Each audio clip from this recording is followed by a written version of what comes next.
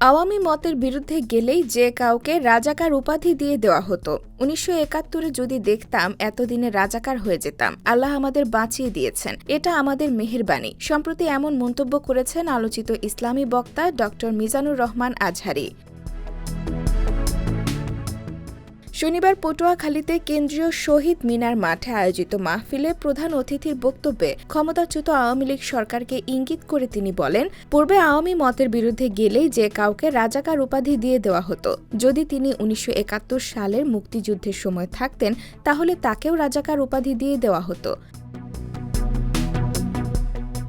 আজহারী আরও বলেন, আওয়ামী লীগ সরকারের মন মতো হলে মুক্তিযোদ্ধা, আর না হলে রাজাকার। কত কিছু দেখলাম এই শাহবাগের বুকে। ৭১ সাল আমরা দেখি নাই, শুনেছি। মুসলিম না অমুসলিম সেটি যাচাইয়ে কালিমা বলার কথা বলা হতো।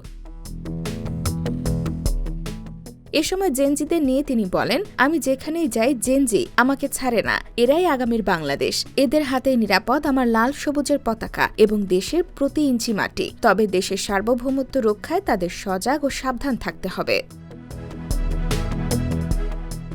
IBTV USA, new York.